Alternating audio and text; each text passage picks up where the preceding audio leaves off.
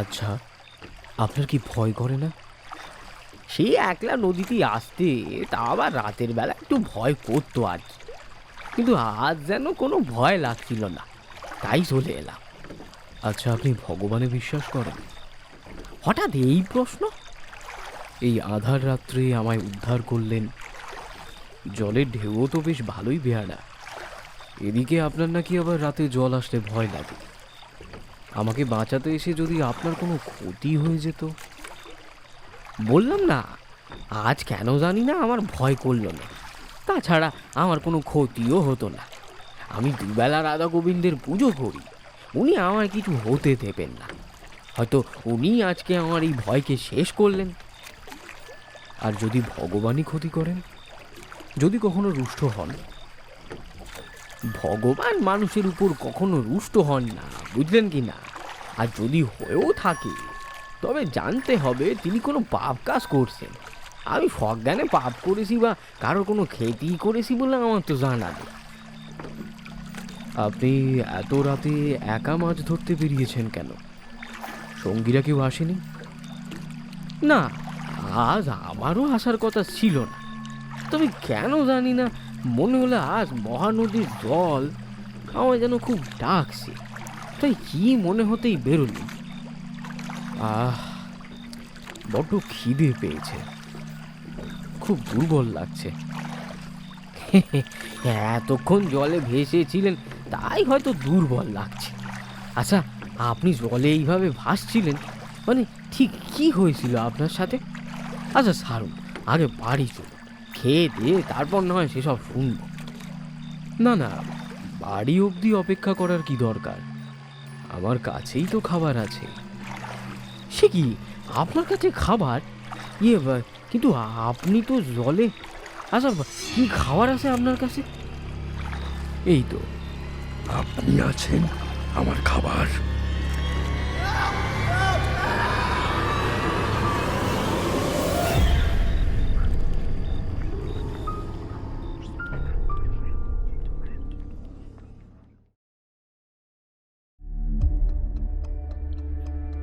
নমস্কার, আপনারা শুনছেন সাসপেন্স থ্রিলার প্ল্যাটফর্ম, আপনার গল্পের প্ল্যাটফর্ম।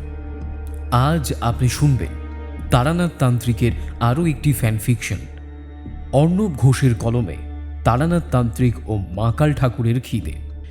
আজকের গল্পের সূত্রধার ও তারানাথের চরিত্রে আমি লিও, গল্প পাঠে অরূপ। তাহলে চলুন শুরু করা যাক। পুজো চলে আসার এই আগের মুহূর্তটা বেশ ভালো লাগে। একবার চলে এলেই তো শেষ হয়ে যাওয়ার রব। তার চেয়ে আসবো আসবো অপেক্ষাটাই ঢের ভালো। শরতের নীলাভ আকাশের গায়ে তুলোর মতো ভাসমান শ্বেত মেঘ বাতাসে একটা মায়ের আগমনের মিষ্টি সুবাস বহন করে। শহর থেকে একটু গ্রামাঞ্চলে গেলে সবুজ মাঠের উপর শ্বেত কাশফুলের নৃত্য, সব মিলিয়ে এক মায়াবী ক্ষণের সৃষ্টি হয়। আজ শনিবার, আবার রায়পুর থেকে কিশোরীর ফেরার কথা। সে কয়দিনের জন্য তার পিসির বাড়ি গেছিল, কিন্তু আমার এই রকম একটা ভালো দিন বাড়িতে বসে নষ্ট করতে হবে ভাবলেই কেমন একটা লাগছিল। সামনের একটা দোকান থেকে রেডিওতে দ্বিতীয় বিশ্বযুদ্ধের সদ্য সমাপ্তির খবর চলছে। তাহলে অবশেষে বড়লোকদের যুদ্ধ থামল। দুর্ভিক্ষ আর যুদ্ধের বাজারে তাদের অন্ধ চোখে যেন শেষমেশ আলো দেখার সৌভাগ্য হলো। নয়তো এই বাজারে মৃত্যুর চেয়ে গাঢ় অন্ধকার সত্য কী বা ছিল। গায়ের জামাটা জড়িয়ে নিয়ে বাইরে বেরোতে যাব, এমন সময় দরজা খুলতেই দেখি কিশোরী সবে এসে দাঁড়ালো। এমন অসাধারণ সময় জ্ঞান দেখেই সে বলল, বাবা, টেলিপ্যাথি জানো নাকি যে আমি আসছি? বেরোচ্ছিলাম তাই দরজা খুললাম, টেলিপ্যাথি না ছাই। ও, আমি ভাবলাম তারানাথ আমার অনুপস্থিতিতে তোমাকে আবার কোনো শক্তি টক্তি দিয়ে দিল বোধহয়, বন্ধু বা শত্রুদের আক্রমণ আগে থেকে জেনে যাওয়া। এই বলে কিশোরী হাসতে শুরু করলো। আমি দরজা বন্ধ করতে করতে বললাম, ওনার বাড়ি যাচ্ছি, যাবে নাকি? কিশোরী জামার পকেট থেকে একটা পাসিং শো বের করে বুঝিয়ে দিল সেও যেতেই এসেছে, আমাকে শুধু ডাকতে আসছিল। মৃদু হেসে আমরা হাঁটতে লাগলাম বড় রাস্তার দিকে ট্রাম ধরার জন্য। ট্রামে উঠতেই আমি কিশোরীকে জিজ্ঞেস করলাম, তারপর পিসির বাড়ি কেমন ঘুরলে? ওই সাধারণ। এখন আর পিসির আগের মতো বয়স নেই যে ভালো মন্দ রান্না করবে। আর তার যে ভাই ছিল, সেও এখন আর রায়পুরে থাকে না, বিদেশি কোম্পানির কাজের জন্য কোথায় যেন বদলি হয়ে গেছে। পিসি বলতে পারলো না। এক কথায় এখন পিসির বাড়িটা বেশ থমথমে হয়ে গেছে। যা, তাহলে তো গেরো। কেন? গেরোর কি হলো? আরে ভুলে গেলে? মনে নেই যাওয়ার আগে তুমি তারানাথকে জিজ্ঞেস করেছিলে যে আবার তোমার কপালে কোনো অদ্ভুত অভিজ্ঞতা লেখা আছে কিনা? সে বলল একটা মাত্র অদ্ভুত বিষয়ে তোমার চোখে পড়বে, তবে তুমি বুঝবে না, তুমি আসলে বুঝিয়ে দেব। তো সেরকম কিছু কি চোখে? ও হ্যাঁ হ্যাঁ, সেটা হয়েছে তো, কিন্তু পিসির বাড়ির সাথে সেটা সম্পর্কিত নয়, তাই বলিনি। আচ্ছা, তো কিরকম অদ্ভুত ঘটনার রাজসাক্ষী হয়ে রইলে একটু শুনি। আহা, তা ঠাকুর মশাইকে তো বলতেই হবে, তখনই শুনো। চলো, নামতে হবে। মটলেনে নেমে আমরা দুজন তারানাথের বাড়ির গলির দিকে রওনা দিলাম। কিশোরী একবার জিজ্ঞেস করলো, তাহলে এই যে আমি ছিলাম না, তুমি কি এর মাঝে আর এসেছিলে? না, একা একা আসতে ভালো লাগে না।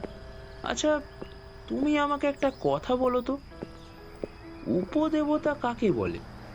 উপদেবতা? প্রশ্নটা শুনে প্রথমবার একটু হকচকিয়ে গেছিলাম। নিজেকে গুছিয়ে নিয়ে আমি পাল্টা জিজ্ঞেস করলাম, দেবতা উপদেবতা এসব শুনেছি, কিন্তু উপদেবতা কি? আরে সেটা জানতেই তো আজকে আসা। আর কোনো প্রশ্নোত্তর পর্ব চলেনি সেদিন। তারানাথের বাড়ির দরজায় ঘন্টা বাজাতেই চারি এসে দরজা খুলল।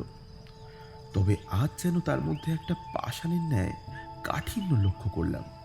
আমাদের দেখে কোনো রকম কথা সে বলল না, চুপচাপ এক দৃষ্টিতে দরজার একপাশে দাঁড়িয়ে আমাদের আপাদ মস্তক পর্যবেক্ষণ করতে থাকলো। অন্যদিন এমন হয় না, আমাদের দেখলে একটা মৃদু হাসি হাসে।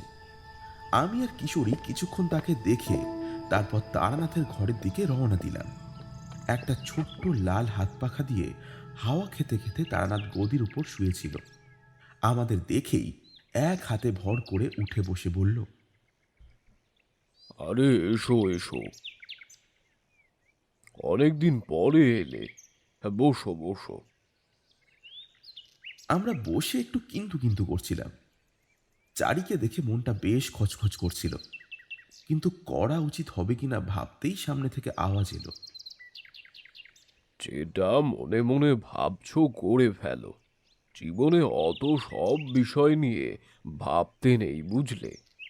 যে সামনের জন্য আবার কি না কি ভাবছে, পরবর্তীকালে দেখবে এইসব ভাবতে ভাবতে অনেক কাজই অপূর্ণ রয়ে গেছে। বলো, কি বলবে? না মানে, বলছিলাম আজকে চারিকে কিরকম অন্যরকম। আচ্ছা, এই বিষয়ের জন্য এত ঘাবড়ানোর কি ছিল? চারই দ্বৈত সত্তার চেষ্টা করছে, অর্থাৎ ও শরীরকে এই স্থানে রেখে মনকে অন্যত্র নিয়ে যাওয়ার চেষ্টা। তোমাদের বিজ্ঞানের ভাষায় যাকে বলা হয় গিয়ে কি যেন, আর সেই জন্যে আজ চা ভাজাভুজি কিছুই মিলবে না। যাই হোক, তা কিশোরী, কেমন ঘুরলে রায়পুর? ভালোই। কলকাতা ছেড়ে একটু গ্রামের দিকে বেরোলে কয়েকদিনের জন্য মনটা বেশ ফুরফুরে লাগে, বেশ একটা টনিকের কাজ করে। আর তোমার সেই অভিজ্ঞতা এবারে বলো। বিভূতিরা তর সইছে না তো, দেখছো না কেমন উসখুস করছে। আচ্ছা, তার আগে আমার পাওনাটা দিয়ে দাও ভাই। কিশোরী এক গাল হেসে পকেটে থাকা পাসিং শোয়ের প্যাকেট বের করে তার সামনে রেখে দিল। আমি একটু রাগ করলাম, এইভাবে মজা না করাও যেত। যাই হোক, আপাতত কিশোরীর অভিজ্ঞতায় মনোনিবেশ করলাম। সে বলা শুরু করলো, আমি রায়পুরে থাকাকালীন একটা অদ্ভুত বিষয় লক্ষ্য করেছি। তাদের একটা অদ্ভুত রীতি বা পুজোর কথা বলতে পারেন। এই পুজো কোনো পুরোহিত করে না, করে জেলেরা এবং মৎস্যজীবী মানুষেরা। বড় অদ্ভুত অদ্ভুত তাদের সব পুজোর রীতি। শুধুমাত্র মাছ ধরার জন্য কেউ এরকম পুজো করে জানা ছিল না আমার। আমি একবার তাদের জিজ্ঞেস করেছিলাম যে এই পুজো না করলে কি হয়। উত্তরে তারা বলেছিল এই দেবতা নাকি তাদের জলের জোয়ারের থেকে রক্ষা করে আর মাছ ধরা পড়তে সাহায্য করে। যদি পুজো না দেওয়া হয় তাহলে ঠাকুর রাগ করেন। ঠাকুরকে নৈবেদ্য না দিলে ঠাকুর ক্ষুধিত থাকেন। ক্ষুধিত ঠাকুরের ক্ষোভ কালান্তক হয়ে নেমে আসে তাদের ওপর এবং ক্ষুধা মেটাতে তিনি নাকি ছলে কৌশলে জলের মধ্যেই টেনে নেন একটা জীবন্ত প্রাণ।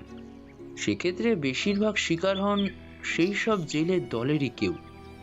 সেই প্রাণের জীবনী শক্তিতে 1 বছরের জমে থাকা খিদে নিবারণ হয় ওনার। আর 2 দিন পরে জলে ভেসে ওঠে সে মৃত ব্যক্তির ফুলে ফেঁপে ওঠা নিথর দেহটা। আমি ভেবেছিলাম একদিন দেখব পুজো না করে জলে নামলে কি হয়, কিন্তু সুযোগ পাইনি।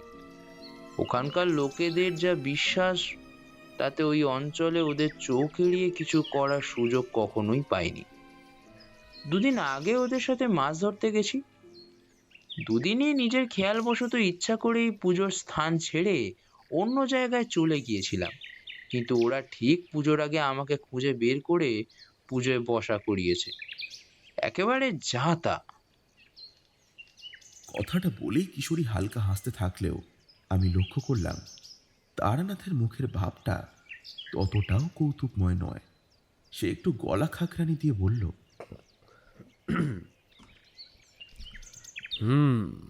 ভালো করেছো, কিছু উল্টো পাল্টা করনি। করলে এই কলকাতায় তোমার দেহ ফিরতো খালি, আর সেটাও এতক্ষণে কোনো শ্মশান ঘাটে পুড়ে ছাই হয়ে গিয়ে থাকতো। আর তোমার ভেতরে সমস্ত অঙ্গ প্রত্যঙ্গ থাকতো সেই উপদেবতার উদরে। সব বিষয়ে বাড়াবাড়ি করবে না হে। যাই হোক, ঠাকুরের কৃপায় কিছু করনি যে এটাই স্বস্তি। বলছি, কোনো মূর্তি দেখেছো নাকি? না, ওটাই তো আরো বড় আশ্চর্যের লাগলো। কিরকম মাটির স্তূপকে ওরা পুজো করে, ওই অনেকটা উল্টোনো গ্লাসের মতো দেখতে। ওটাই ওনার বিগ্রহ, তবে উনি ধরা দেন এক ভিন্ন রূপে। এখন বলবো না, ঘটনার সময়ই বলবো। 2 পক্ষের এক নাগাড়ে কথোপকথন চলার মাঝে আমি এতক্ষণ মৌনব্রত নিয়ে চলছিলাম।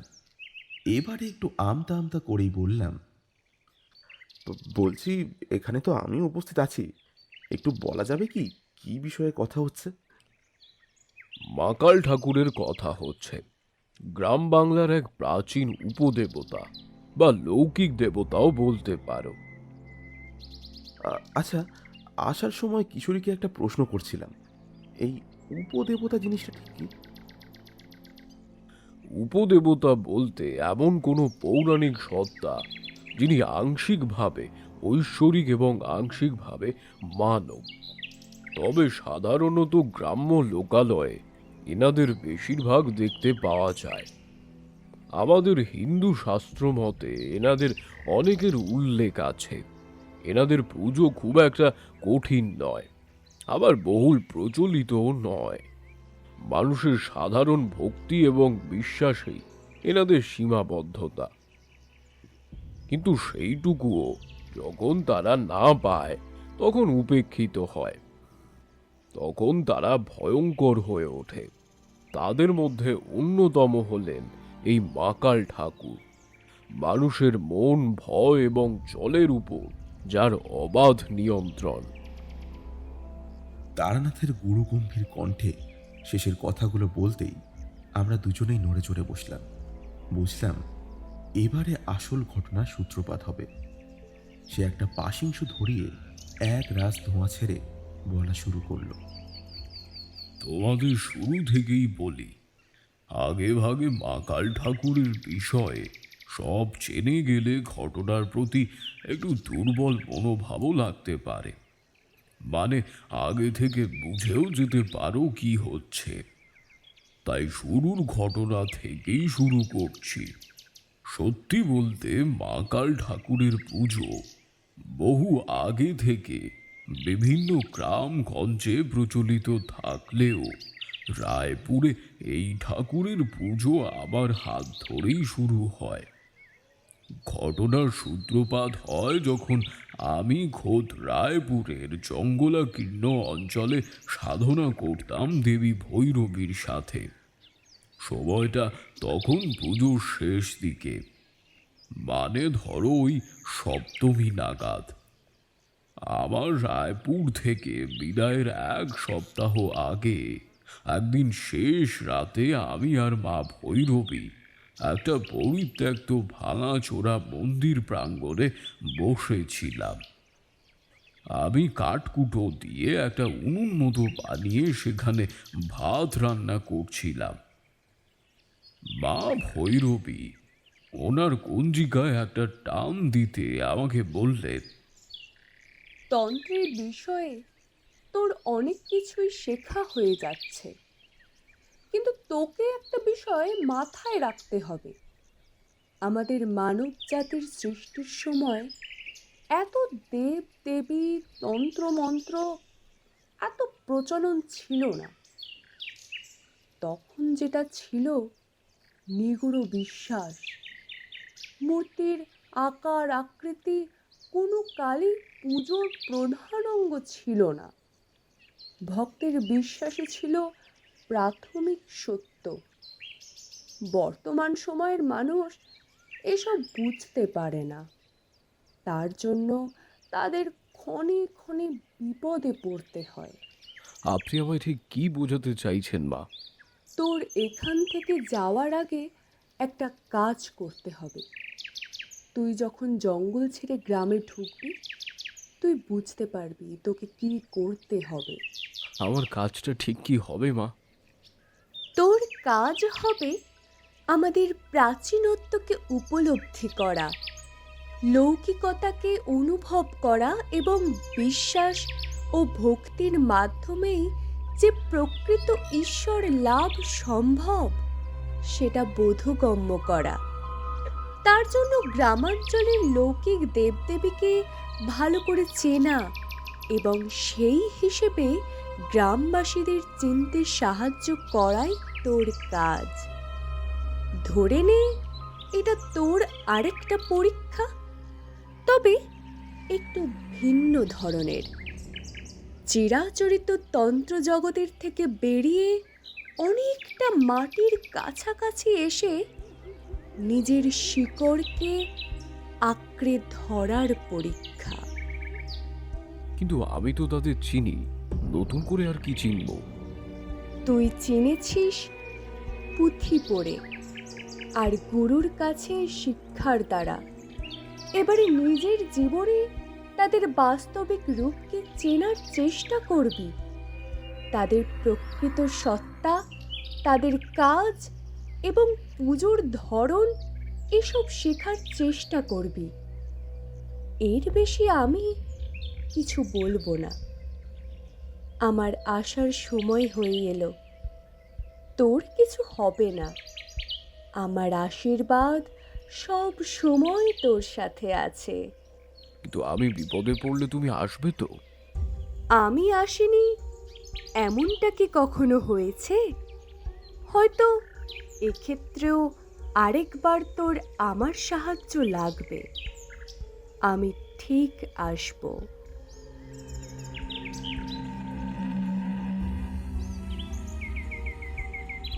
এরপর আর কোনো কথা না বলে তিনি হাত বাড়িয়ে একটা ভাতের মণ্ড চাইলেন।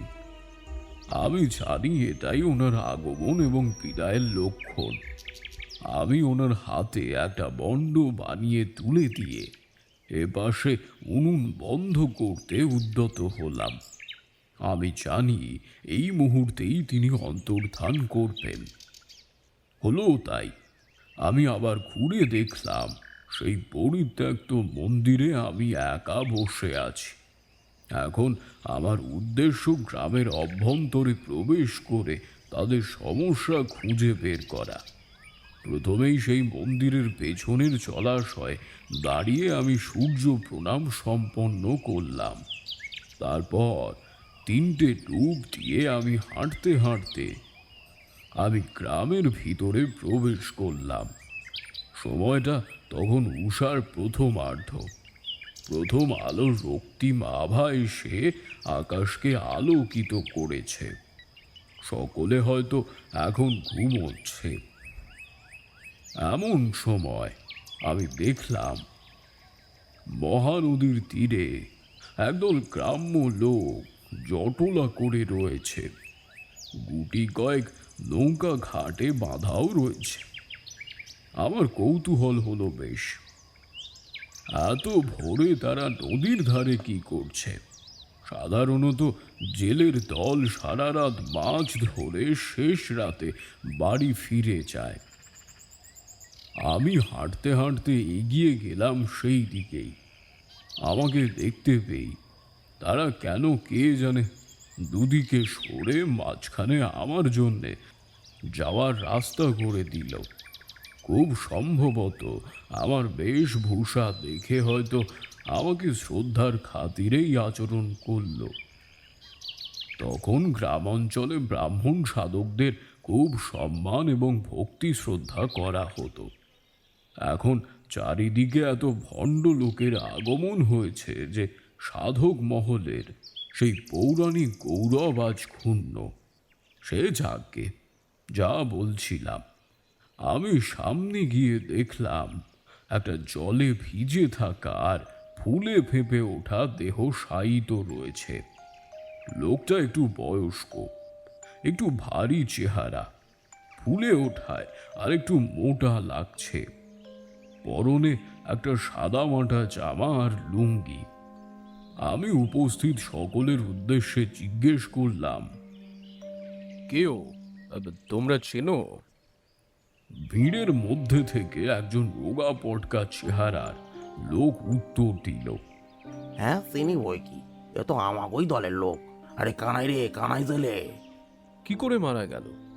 এই তা তো জানি নে, 2 দিন ধরে খুঁজে পাওয়া যাচ্ছিল না। তখনই বুঝদিলুম কি জান হয়েছে। আর আজ মাঝ নদী থেকে এই দেহ পেলাম। আগে থেকে কি করে বুঝলে কি হয়েছে? আসলে এই সময় প্রতি বছর একজন করে মারা যায়। এ বড় অদ্ভুত কাণ্ড। কি করেছে মারা যায় বুঝতেই পারিনি। 2 দিন ধরে নিখোঁজ, তারপর জলের উপর লাশ ভাসে। আচ্ছা, ওর বাড়িতে খবর দিয়েছো? ওর বাড়িতে শুধু এই একখান মেয়ে আসে। খবর পাঠিয়েছি আমরা। এতক্ষণে পেয়েও গেছে খবর হয়তো। সে আসছে, এই তারই অপেক্ষা করতেছি। এখান থেকে আর বাড়ি নিয়ে যাব না, সোজা শ্মশানে নিয়ে যাব। এতক্ষণ পরে আমি দেখলাম লোকটার সারা অঙ্গে প্রচুর মাটি লেপে রয়েছে। একটু অবাক লাগলো। জলে ডুবে মারা গেলে মাটি তো সব ধুয়ে যাওয়ার কথা। আমি কিছু বলতে যাব, এমন সময় দেখলাম দূরে একজন বছর 18 গ্রাম্য মেয়ে আর 2-3 জন লোক দ্রুত পায়ে এই দিকেই এগিয়ে আসছে। বুঝলাম এই হলো কানাই জেলের মেয়ে। এতক্ষণ সূর্য পূব আকাশে ভালো মতো চাঁকিয়ে বসেছে। মেয়েটি আমাদের কাউকে তোয়াক্কা না করে সোজা তার বাবার দেহের সামনে গিয়ে স্থির হয়ে দাঁড়িয়ে পড়ল। সকলের মধ্যেই একটা চাপা নিস্তব্ধতা বিরাজমান। নদীর বহমান জলের একটা ক্ষীণ শব্দ নীরবতা ভঙ্গ করে কানে আসছে। আমি এতক্ষণে মেয়েটার মুখ দেখলাম। তার মুখ বিবর্ণ, তবে মুখশ্রী সুন্দর। একটা চাপা কষ্টের আভাস সুস্পষ্ট, সেটা বুঝলাম। পরনে লাল শাড়ি, গ্রাম্য ভঙ্গিতে সেটা গায়ে জড়ানো। উড়ন্ত চুলগুলো মুখের উপর এসে বারবার আঘাত করছে, কিন্তু সে নির্বিকার। কিছুক্ষণ পর সে হাঁটু গেড়ে বসে তার বাবার মাথায় একবার হাত বুলিয়ে দিল। আমি দেখলাম তার 2 চোখ থেকে শীতল বাড়িধারা গাল বেয়ে নিচে নামছে। সেই পরিবেশের কাঠিন্য চোখে না দেখলে বর্ণনা করা খুব মুশকিল। একজন সন্তানের কাছে তার পিতা হয় বটবৃক্ষ। সেই বৃক্ষের ছায়া যখন মাথার উপর থেকে চলে যায়, তখন শুধুমাত্র সেই আঁচ করতে পারে তপ্ত রৌদ্রের কি তেজ। তারপর সে মাথা নিচু করে বুঝিয়ে দিল তারা যেন কানাই ছেলেকে নিয়ে চলে যায়। 4 জন লোক কানাই ছেলেকে কাঁধে করে তাদের নৌকায় শুইয়ে দিল। তারপর তারা সেই নৌকো ঠেলতে ঠেলতে শ্মশানের দিকে যাওয়া শুরু করলো। শ্মশান গ্রাম থেকে বেশ কিছুটা দূরে। তাদের ফিরে আসতে অনেকটা দেরি হবে। জায়গাটা এখনো বেশ থমথমে হয়ে আছে। 2 জন জেলে কানাইয়ের মেয়েকে আবার বাড়ি ফিরিয়ে নিয়ে যেতে উদ্যত হলো। আমি সেই সময় পাশে গিয়ে দাঁড়ালাম, সেই রোগা পটকা লোকটার পাশে। তাকে প্রশ্ন করলাম, তুমি বললে প্রত্যেক বছর এই সময় একজন নাকি মারা যায়। হ্যাঁ যায় তো। ও প্রতি বছর ঠিক পুজোর সময় আসবে আর একজন করে বেমালুম জলে ডুবে যাবে। তারপর ঠিক 2 দিনের মাথায় নদীর জলে লাশ ভেসে উঠবে।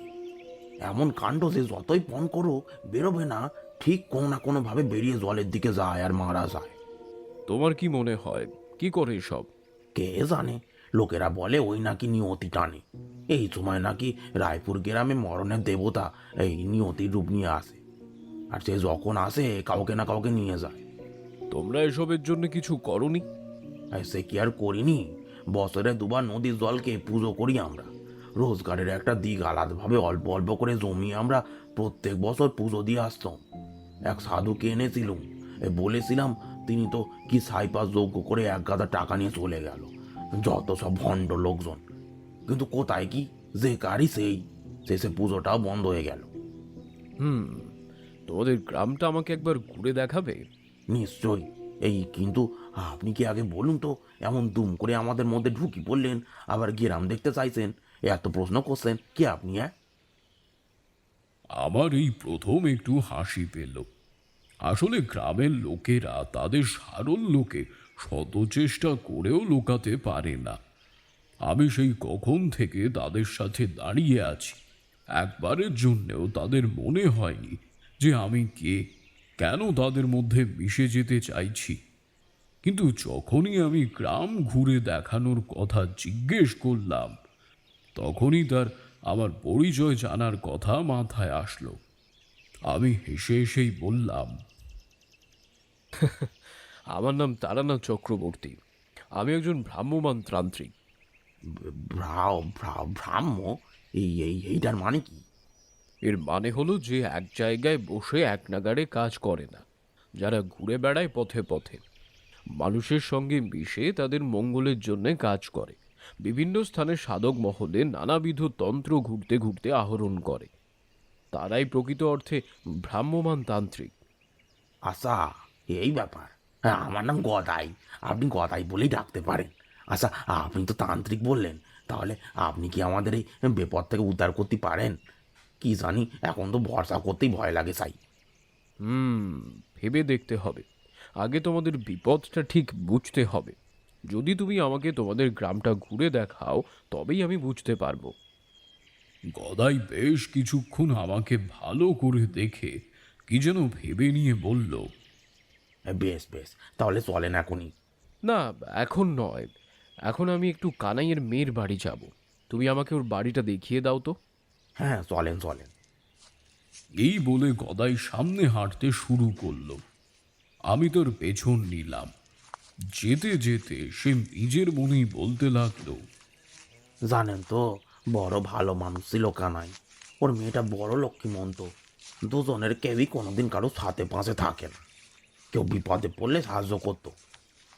এখন বাপ হারা মেয়েটার এসে কে দেখবে? মাটা তো জন্মের পরের বছরই মারা গেল।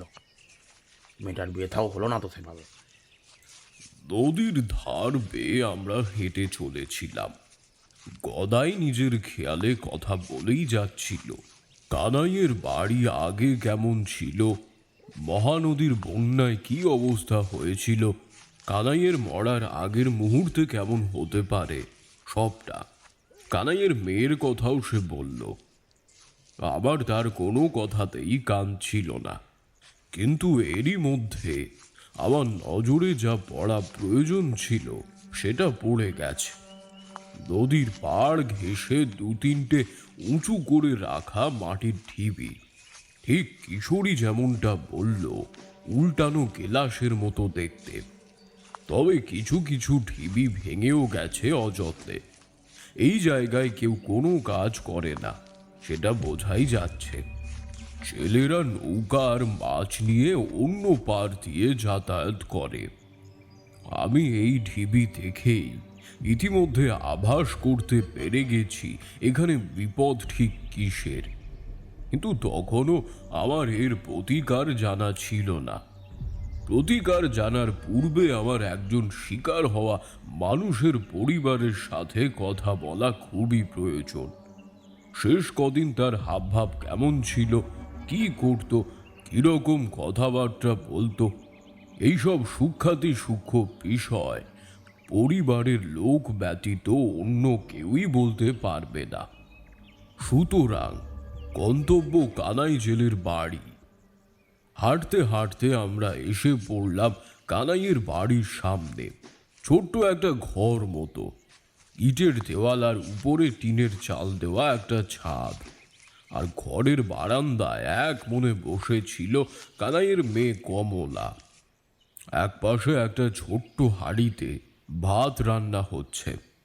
আমি তার সামনে গিয়ে খুব শান্ত কণ্ঠে বললাম, মারে, মন খারাপ করিস না। সে আমার দিকে এতক্ষণে মুখ তুলে চাইল। আমি আর গদাই যে তার বাড়িতে ঢুকে এসেছি সেই খেয়ালও তার ছিল না। সে মুখ তুলে তাকাতেই গদাই বলল, এই কমলামা, ইনি খুব বড় মানে সাধু, এই অনেক দূর থেকে। আমি হাত দেখিয়ে তাকে থামতে বললাম। আমি কমলার মাথায় আশীর্বাদের সূচক হাত রেখে বললাম, আমি জানি মা তোর মনের অবস্থা এখন কেমন। এই সময় তোর পক্ষে কথা বলাটাও খুব কষ্টকর, আমি জানি। সে কোনো রকম ভনিতা না করে বলল, বসুন গদাই কাকা, আপনিও বসুন। চা খাবেন? আমি বুঝতে পারলাম মেয়েটার স্নায়ুর জোর অস্বাভাবিক রকমের বেশি। এই কষ্টের মুহূর্তেও অতিথি পরায়ণতা একেবারেই ভোলেনি। বাড়িতে অতিথি এলে তাকে অভ্যর্থনা জানানোয় কোনো ত্রুটি রাখতে সে চাইছে না। কিন্তু আমি না করেই বললাম, তোমায় কিছু করতে হবে না মা, আমি শুধু কয়েকটা বিষয় তোমায় জিজ্ঞেস করতে চাই। তুমি বসো। বলুন, কি জিজ্ঞেস করবেন? তোমার বাবা এমনিতে কেমন মানুষ ছিলেন সেটা আমি গদাইয়ের থেকে জেনেছি, কিন্তু তোমার বাবার মৃত্যুর আগের এক সপ্তাহে তুমি কি তার মধ্যে কোনো স্বভাবগত পরিবর্তন লক্ষ্য করেছিলে? কমলা কিছুক্ষণ ভেবে নিল। হয়তো মাথায় শেষ কয়েকদিনের স্মৃতিচারণ চলল। তারপর বলল, শেষ কয়েকদিন বাবা শুধু একটু অদ্ভুত আচরণ করছিল। বলছিল তার কেন জানি মনে হচ্ছে কেউ তাকে ডাকছে। স্বপ্নেও সে নাকি দেখেছে সে একা একা মাঝ নদীতে নৌকো চালাচ্ছে আর নদীর জলের প্রতি একটা টান অনুভব করছে। তোমার বাবার কোনো কিছুতে ভয় ছিল? হ্যাঁ, বাবা একলা একলা রাত বিরেতে জলে যেতে ভয় পেত। সেদিন হালকা হালকা ঝড়ও হচ্ছিল, কিন্তু বাবা বলল তার নাকি আজকে ভয় করছে না। বাড়িতে রোজগার নেই, আজ মাছ না ধরলে কাল বিক্রি বাটা কিচ্ছু হবে না। পরিস্থিতির চাপে নাকি মানুষ ভয় পেতে ভুলে যায়। শুনে আমার একটু অবাকই লেগেছিল। তোমার বাবাকে জল টানছিল, রাতে জলে নামতে ভয় পেতেন, কিন্তু তবুও গেলেন। পরিস্থিতির চাপে যাননি, তার ভয়কে দূর করা হয়েছে যাতে তিনি আসতে পারেন। আপনি এসব কি বলছেন? পুজো করতে হবে। আমার এই কথা শোনা মাত্রই কমলা বেশ চটে গেল। সে প্রায় দৃঢ় কণ্ঠে আমাকে বলল, এই তো আসল কথা বেরিয়ে গেল তাহলে। পুজো যজ্ঞ এসব করে আপনি দক্ষিণা নিয়ে চলে যাবেন, লাভের লাভ কিচ্ছু হবে না। গদাই কাকা, আপনি বললেন যে খুব উঁচু মানের সাধক, এও তো দেখছি সেই একই। এই প্রশ্নে গদাই বেশ অপ্রস্তুত হয়ে আমার দিকে তাকিয়ে থাকলো। আমি বুঝতে পারলাম তার রাগের কারণটা কি। গদাই বলেছিল কোনো এক ভণ্ড সাধু এসে পুজো আর যজ্ঞ করে তাদের থেকে অনেকটা অর্থ নিয়ে চলে গেছিল। তারা আমাকেও সেটাই ভাবছে। আমি একটা স্মিত হাসি হেসে বললাম, আমি পুজো করব না, তোমাদের মধ্যে প্রধান কে আছে? গদাই এবারে গদগদ ভাব করে বেশ লজ্জার সাথে বলল, আগে নিজের মুখে আর নিজের নাম কি করে বলি, ওই আমি একরকম। বুঝেছি গদাই, তাহলে তোমাকেই কিন্তু জেলেদের হয়ে পুজো করতে হবে। প্রতি বছর নবমীর রাত্রে ওনাকে পুজো করতে হবে কিন্তু। তবে তার পূর্বে তাকে জানানো প্রয়োজন যে আমরা তার পুজো করব। আমি সেই সূচনা করিয়ে দেব সম্পূর্ণ বিনামূল্যে আজ রাত্রে। তোমাকে একটা কাজ করতে হবে গদাই। এখন সবে সকাল, আগামী 1 ঘন্টার মধ্যে সমস্ত জেলেকে নদীর ধারে ডাকতে পারবে? তাহলে সবাইকে ডেকো, আমি ওখানেই তোমাদের পুজো পদ্ধতি বলবো। ঘণ্টা খানেক পরে আমরা সকলে নদীর পাড়ে জমা হলাম, ঠিক সেই জায়গায় যেখানে মাকাল ঠাকুরের বিগ্রহটা ছিল। সেখানে 3টে বিগ্রহ ছিল। পঞ্চ বিগ্রহে মাকাল ঠাকুরকে পুজো করতে হয়। সকলে উপস্থিত হলে আমি সমবেত কণ্ঠে বললাম, আমি তোমাদের প্রধান গদাইয়ের কাছে তোমাদের কথা শুনেছি। প্রতি বছর আশ্চর্যজনকভাবে তোমাদের মধ্যে একজনের মৃত্যু হওয়ার পেছনে রয়েছেন মাকাল ঠাকুর। মাকাল ঠাকুরের খিদে। আমি যা যা বলবো তোমাদের খুব মন দিয়ে শুনতে হবে। সকলে অবাক দৃষ্টিতে আমার দিকে তাকিয়ে রইল। আমি বলে চললাম, মাকাল ঠাকুর হলেন পল্লী অঞ্চলের মৎস্যজীবীদের উপাস্য একটি লৌকিক দেবতা। আগে তোমাদের দেখিয়ে দিই, মাকাল ঠাকুর তোমাদের মধ্যেই এতদিন ছিলেন। তিনি অপেক্ষা করে গেছেন তোমাদের পুজো পাওয়ার। কিন্তু যখন তোমরা ওনাকে চিনতেই পারোনি, তখন ক্ষুধার্ত ঠাকুর তোমাদেরকেই ভক্ষণ করা শুরু করেছেন। এই হলেন মাকাল ঠাকুর। এই বলে আমি সেই মাটির ঢিবির দিকে নির্দেশ করলাম। এতে সকলেই তাজ্জব বনে গেল। খুব স্বাভাবিক, যারা ঠাকুর দেবতা বলতে সুস্পষ্ট মানুষের মুখাকৃতির কাউকে বোঝেন, একটা মাটির ঢিবি যে ঠাকুরও হতে পারে সেটা তাদের বিশ্বাস করা একটু কষ্টসাধ্য বটে। আমি আবার বললাম, আপনারা যেমন এখনকার দিনে মাটির সুস্পষ্ট মূর্তি বানিয়ে পুজো করেন, কিন্তু প্রাচীনকালে মানুষেরা এত উন্নত মূর্তি বানাতে পারতেন না। তারা এইভাবেই পুজো করত। আপনাদের আগমনের পূর্বে যারা এখানে বসবাস করতেন তারা হয়তো পুজো করতেন। সময়ের পরিবর্তনে বিভিন্ন স্থানে সেই পুজো বন্ধ হয়েছিল, কিন্তু পরবর্তীকালে আবারও চালু হয়েছে। কিন্তু আপনাদের এখানে এসে চালু করার মতো এতদিন কেউ ছিল না। আমার মা দেবী ভৈরবী আপনাদের বিপদের কথা বলেই আমাকে পাঠিয়েছিলেন। বর্তমান সময়ে জেলে সম্প্রদায়ের অধিকাংশ এনারই পুজো করে। আপনাদেরও করতে হবে। এখানে 3টে ঢিবি রয়েছে, আরও 2টো ঢিবি বানিয়ে পঞ্চমূর্তি স্থাপন করবেন আজকেই। এখন আমি বলে দিচ্ছি পূজার কি নিয়ম। ভয় পাবার কিছু নেই, খুবই সাধারণ নিয়ম। কোনো মন্ত্রতন্ত্র কিচ্ছু নেই। শুধু গদাই, তুমি অন্তরের ভক্তি দিয়ে সমস্ত পুজো করবে। আজকে সূচনা আমি করিয়ে যাব, তারপর তুমিই পুজো করবে, ঠিক আছে? আমি তোমাদের পাশে থাকবো। গদাই আমার কথা শুনে ঘাড় নেড়ে হ্যাঁ বুঝিয়ে দিল। আমি আবার বললাম, তোমাদেরকে 2টো দলে ভাগ হয়ে কাজ করতে হবে। সময় হাতে খুবই কম। একদল তোমরা পুজোর জোগাড় যন্ত্র করবে, আর একদল প্রতিষ্ঠানের কাজ করবে। আগে তোমাদের প্রতিষ্ঠানের কাজটা বোঝাই। এই তীরে আগে 5টি ঢিবি গোলাকার আকারে বানাতে হবে। তারপর আশেপাশের অংশ পরিষ্কার করে মাটি দিয়ে একটা বেদি মতো করবে। এমনভাবে করবে যেন ওই 5টি ঢিবি সেই বেদির উপরেই বসানো থাকে। সেই বেদির জন্য 5টা থাক করবে। 4টি তীরকাঠি বেদির 4 কোণ বরাবর পুঁতেও দেবে। তারপর পরস্পর সেগুলোকে লাল সুতো দিয়ে যুক্ত করবে। এতে বেদির একটি বেড়া তৈরি হয়। তারপর সেই মাটির স্তূপগুলোর মাথার উপরে দিয়ে একটা লাল চাঁদোয়া মতো বিস্তৃত করবে। এইটুকু বোঝা গেল কি? এবার আসি জোগাড় যন্ত্রে। কিছুটা সিঁদুর, ফুল, চন্দন, বেলপাতা ও তুলসী পাতা, একটা ঘট, প্রদীপ, একটি মাটির থালায় আলো চাল, পাকা কলার বাতাসা। এছাড়া লাগবে তুষি কাঠ, লাট্টু, ঘুনসি, ধান, দুব্ব আর একটা নতুন কলকে। আর একটা জিনিস লাগবে, কিছুটা গাঁজা। এছাড়া আর কিছু লাগবে না। যাও, আজ রাত্রে পুজো হবে। সকলে সকলের কাজে লেগে পড়ো। আমার কথা শুনে তারা দ্রুত কাজ শুরু করলো।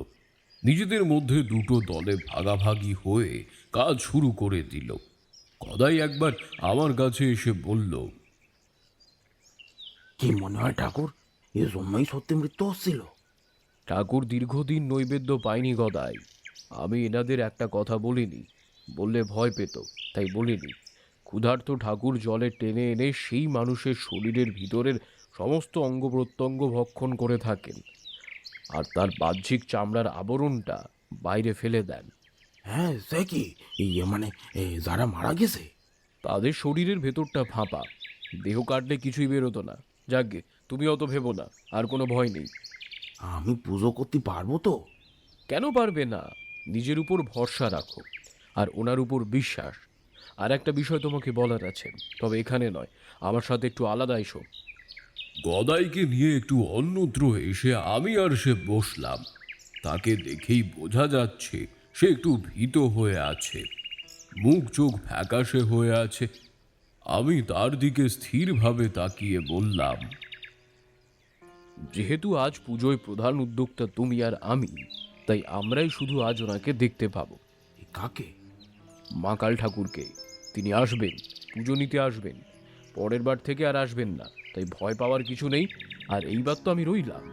তিনি এসে কি করবেন? সেরকম কিছু নয়, শুধু নৈবেদ্যটা গ্রহণ করবেন। তবে সাধারণ মানুষের চোখে সেটা কিন্তু পড়বে না। তারা নৈবেদ্য যেমন থাকার তেমন দেখবে, শুধু তুমি আর আমি তার খাওয়া দেখব।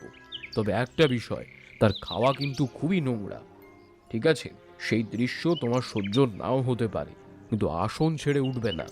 সেটা তাকে অশ্রদ্ধা করা হবে, তখন কিন্তু ওনার ক্রোধ মারাত্মক হবে। হ্যাঁ, আপনি আমার আরো ভয় পাইয়ে দিচ্ছেন ঠাকুর।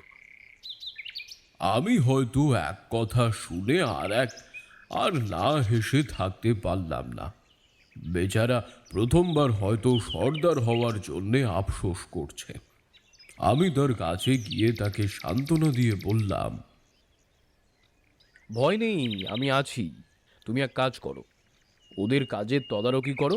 আমি একটু একলা থাকবো কিছুক্ষণ। সন্ধ্যার সময় নদীর ধারে আবার দেখা হবে, কেমন? কিন্তু কিন্তু আপনি এখন কোথায় যাচ্ছেন? নিজের গুরুর আশীর্বাদ নিতে।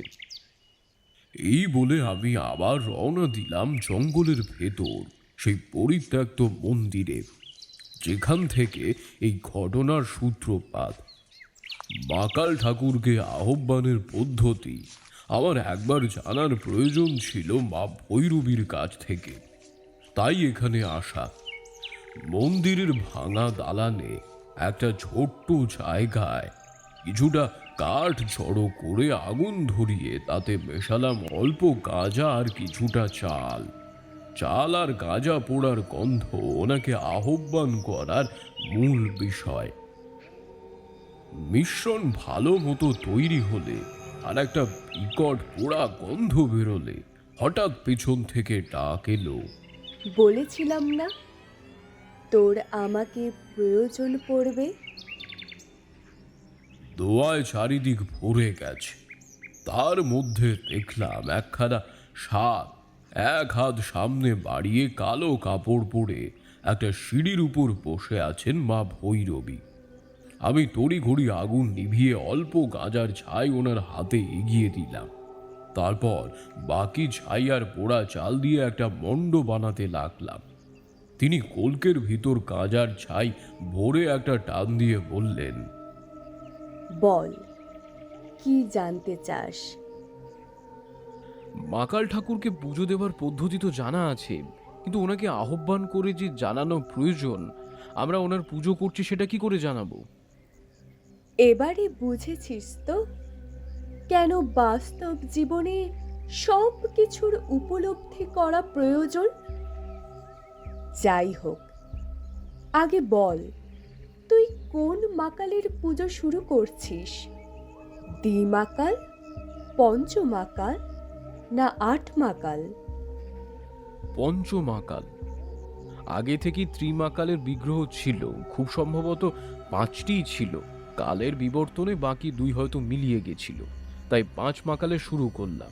বেশ, শোন, মাকাল মাটি, জল এবং ভয় নিয়ন্ত্রণের দেবতা।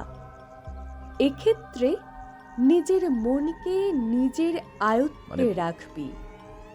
প্রথমে মাটি আর জলের মিশ্রণে একটা বড় মণ্ড বানাবি।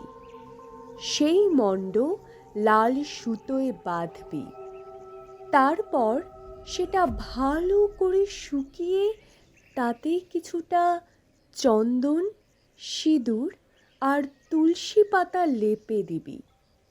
সব শেষে সেই মণ্ড 5 মাকালের মাঝে রেখে নিজের বাম হাতের কড়ে আঙ্গুলের ডগা ছুঁয়ে 3 বার উচ্চারণ করবি, গুরু সত্য।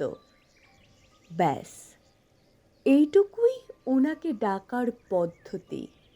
এর ফলেই ওনার আগমন হবে?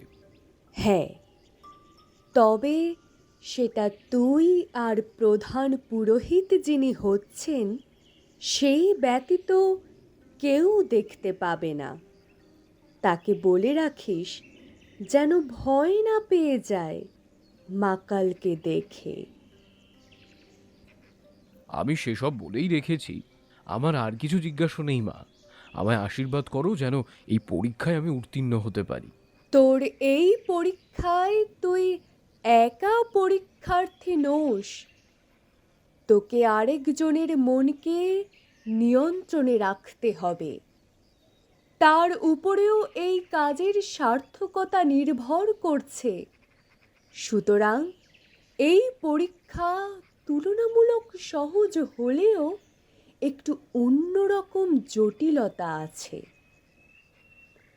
আমার আশীর্বাদ রইল। আমার আসার সময় হয়ে এলো। এরপর আমি ওনাকে সেই পোড়া চাল আর গাজার মণ্ড দিয়ে দিতেই আমি অন্যদিকে মুখ ঘোরালাম। মায়ের বিদায় নিজের চোখে দেখতে নেই। আমি জানি এই মুহূর্তে তিনি আর আমার পেছনে নেই। আকাশের দিকে তাকিয়ে দেখলাম সূর্যদেব প্রায় মাথার উপর তেজ দৃপ্তভাবে জ্বলা শুরু করেছেন। অর্থাৎ প্রায় দুপুর হয়ে এলো। আমাকেও এখন একটা ছোট্ট কাজ করতে হবে। আমি আবার মন্দিরে কাঠ কুটো জড়ো করে আগুন জ্বালিয়ে একটা ছোট ভাঙা মাটির পাত্রে কিছুটা চাল সেদ্ধ হতে বসিয়ে দিলাম। আমার বেশি আহার আদি না হলেও চলে, ক্ষুধা একটা জৈবিক ক্রিয়া মাত্র। সাধকরা চাইলে পরিস্থিতি অনুযায়ী সেটারও নিয়ন্ত্রণ করতে পারে। যতক্ষণ চাল সেদ্ধ হতে লাগলো, আমি মন্দিরের পেছনের সিঁড়ি বেয়ে ঘাটে নেমে জলাশয় থেকে কিছুটা জল আর ভিজে মাটি তুলে আনলাম। আমার কাছে বরাবরই কিছুটা সিঁদুর আর চন্দন থাকে। মাটির মণ্ড ভালো করে বানিয়ে তাতে কিছুটা চন্দন আর সিঁদুর লেপে সারা দুপুর সেটাকে রৌদ্রে ভালো করে শুকোতে দিলাম। দুপুরে স্বল্প আহারাদি সেরে আমি সেই মন্দিরে একটু বিশ্রাম নিলাম। সারাদিনের এদিক ওদিক হাঁটায় একটু ক্লান্তি লাগছিল, আর মন্দিরের পেছনের সিঁড়িটা ছিল গাছের ছায়ায় ঘেরা। সেখানেই আয়েশ করে শুতেই আমার 2 চোখ জুড়িয়ে ঘুমের রাজ্য নেমে এলো। কতক্ষণ ঘুমিয়েছি ঠিক খেয়াল নেই, কিন্তু ঘুম ভাঙল কয়েকটা ঝিঁঝি আর ব্যাঙের শব্দে। চোখ খুলতেই দেখি মাথার উপরের আকাশের গায়ে অসংখ্য নক্ষত্র আমাকে দেখছে। বুঝলাম কখন বিকেল গড়িয়ে রাতে প্রবেশ করেছি তা খেয়াল নেই। ওদিকে জেলের দল আমার অপেক্ষা করছে আর আমি এদিকে ঘুমোচ্ছি। নিজেকেই নিজের মনে কয়েকবার ধিক্কার দিয়ে মন্দির চাতালে এসে সেই মাটির মণ্ড আর আমার থলে নিয়ে এগিয়ে চললাম। আবার গ্রামের সেই মহানদীর পাড়ে পুজোর স্থানে পেছনে পড়ে রইল সেই ঘন জঙ্গল আর ভগ্নপ্রায় পরিত্যক্ত মন্দির। হাঁটতে হাঁটতে আমি যখন নদীর পাড়ে পুজোর স্থানে এসে পৌঁছালাম, দেখলাম সেখানের চেহারা একদম বদলে গেছে। একদিকে পুজোর বেদির স্থান, তার চারপাশে থালায় সাজানো আমার বলে দেওয়া জিনিসপত্র, অন্যত্র ছেলেরা জড়ো হয়ে আমার অপেক্ষা করছে, আর গদাই বেচারা একটু উসখুস করে একপাশে পায়চারি করছে। সে একটা বেশ মাঞ্জা দেওয়া ধুতি আর একটা শাল জড়িয়ে এসেছে। আমি না হেসে থাকতে পারলাম না। এরপর তাদের দিকে এগিয়ে গিয়ে বললাম, তোমরা প্রস্তুত তো? গদাই আমার গলার আওয়াজ শুনে ছুটতে এসে বলল, হ্যাঁ, একেবারে তৈরি, আমরা আপনারই অপেক্ষা করছিলাম। বেশ, তবে চলো শুরু করা যাক। আমরা পুজোয় বসলাম। আমি প্রধানের আসনে আর আমার পাশে গদাই। বাকি ছেলেরা একটু দূরে গিয়ে বসলো। আমি প্রথমেই সেই মণ্ড পার করে 5 মাকালের মাঝে অবস্থান করলাম। তারপর বাম হাতের কোড়ে আঙুল ঠেকিয়ে 3 বার মন্ত্র উচ্চারণ করলাম। গুরু সত্য, গুরু সত্য, গুরু সত্য। 3 বার উচ্চারণের সাথে সাথেই একটা ঠান্ডা হাওয়া কোথা দিয়ে যেন বয়ে গেল। এখন আমি আর গদাই পরস্পরের স্থান পরিবর্তন করে নিলাম। গদাই রীতিমতো ঘাবড়ে আছে। আমি তার কাঁধে হাত রেখে বললাম, ভয় পেও না, সে আসবে, কিচ্ছু করবে না। শুধু তোমার সামনে এসে বসবে এবং যখন নৈবেদ্য দেবে তখন সেটা সে খাবে, এর বাড়তি কিছু হবে না। হঠাৎ একটা চাপা গোঙানিতে আমার কথায় বিরতি পড়ল। আমরা দুজন দেখলাম জলের পাড় বেয়ে একটা কঙ্কালসার দেহ লিকলিকে ভঙ্গিতে 2 হাতে ভর দিয়ে আমাদের দিকে এগিয়ে আসছেন। দূর থেকে এই দৃশ্য যথেষ্ট অস্বস্তিকর। আমাদের পেছনের কেউ এই দৃশ্য দেখতে পাচ্ছে না। আমি চাপা কণ্ঠে বললাম, গদাই তিনি আসছেন, পুজো শুরু করো। আমি বলে দিচ্ছি কি কি করতে হবে, শুনে নাও। প্রত্যেকটা প্রতীকের উপর অল্প করে সিঁদুর, চন্দন আর বেলপাতা, তুলসী পাতা রাখবে। তোমার সামনের ঘটে রাখা জলে কিছুটা ধান, দুব্ব আর একটা চুষি কাঠি রাখবে। পাশের প্রদীপটা জ্বালাবে। তারপর শুধু এক মনে নিজের রক্ষার জন্য পবিত্রভাবে মাকাল ঠাকুরের উদ্দেশ্যে নিজের শ্রদ্ধা জ্ঞাপন করবে। আর বাকি জিনিসপত্র তো থালায় রয়েইছে, তুমি দেখতে পাচ্ছ। গদাই যতটা সম্ভব নিজের স্নায়ুকে নিয়ন্ত্রণ করে কাঁপা কাঁপা হাতে পুজো করতে থাকলো। আমি স্থির দৃষ্টিতে মাকাল ঠাকুরকে দেখতে লাগলাম।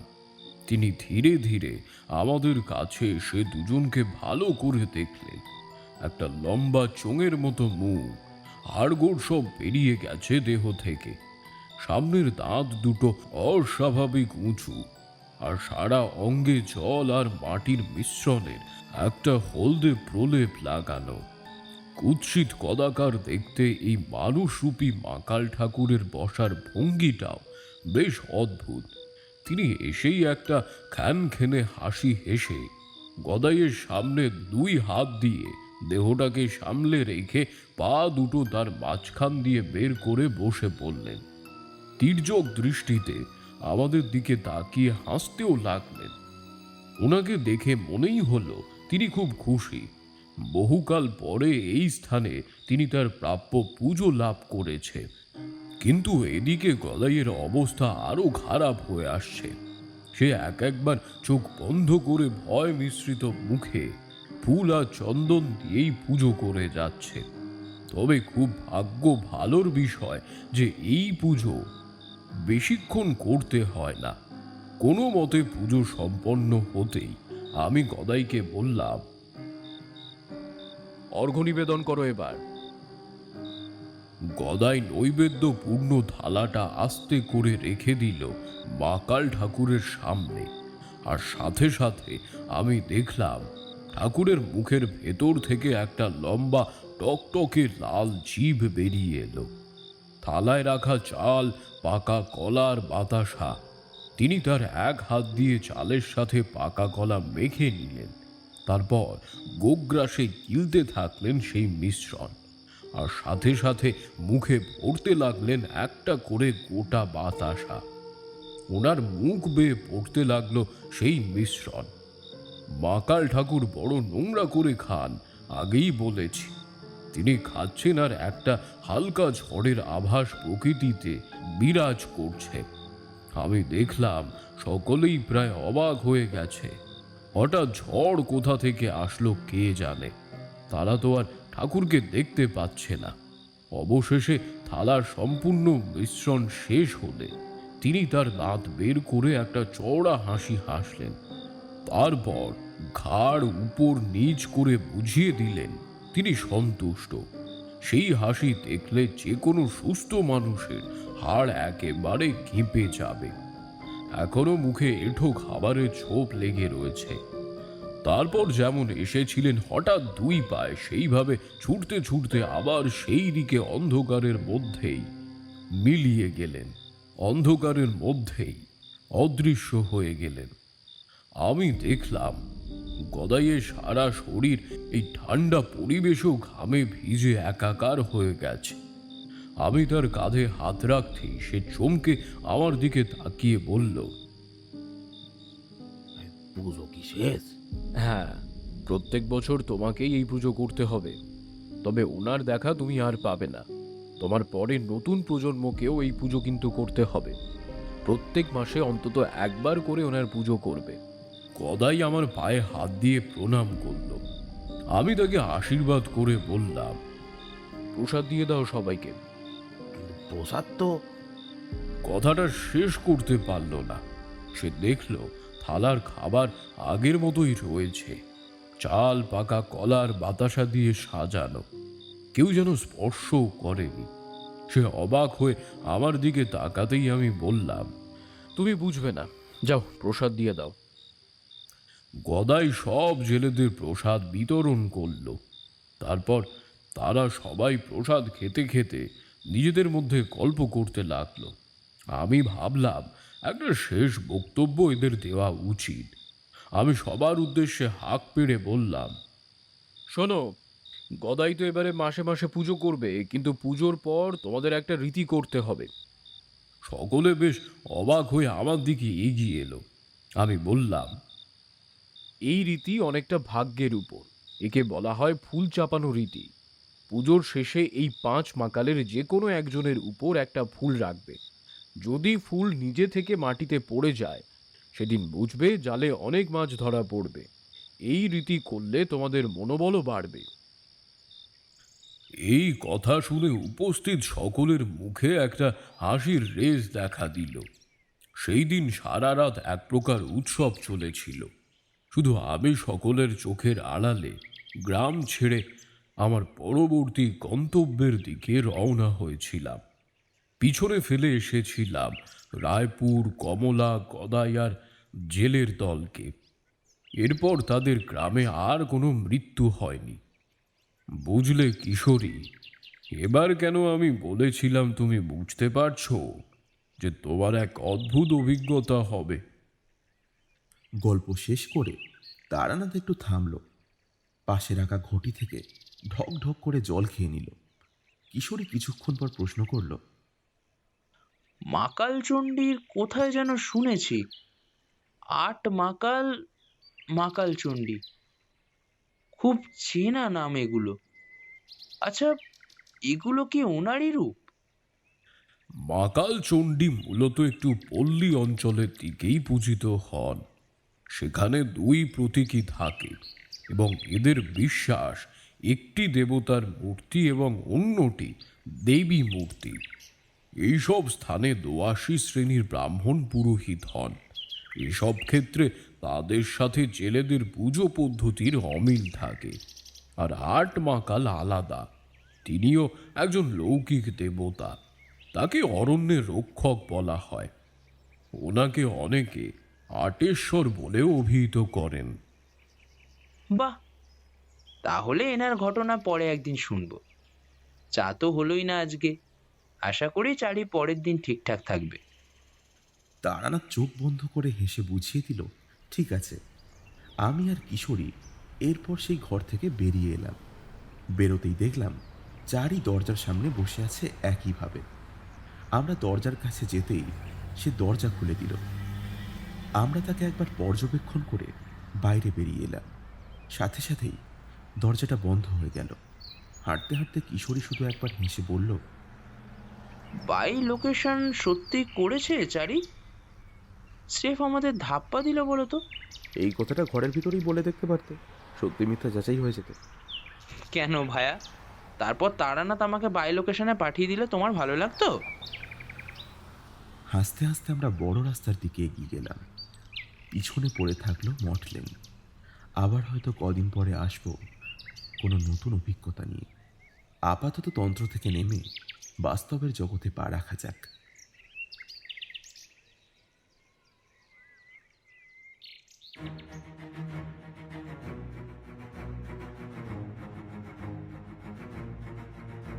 আজকের গল্পটি আপনাদের কেমন লাগলো তা অবশ্যই কমেন্ট সেকশনে জানাতে ভুলবেন না। আর ভালো লাগলে অবশ্যই প্রিয় মানুষদের সাথে গল্পটি শেয়ার করবেন এবং আমাদের চ্যানেলটিকে সাবস্ক্রাইব করে বেল আইকনটি প্রেস করে দেবেন, যাতে সমস্ত নতুন গল্পের আপডেটস সবার আগে আপনার কাছে আসতে পারে। শুভরাত্রি।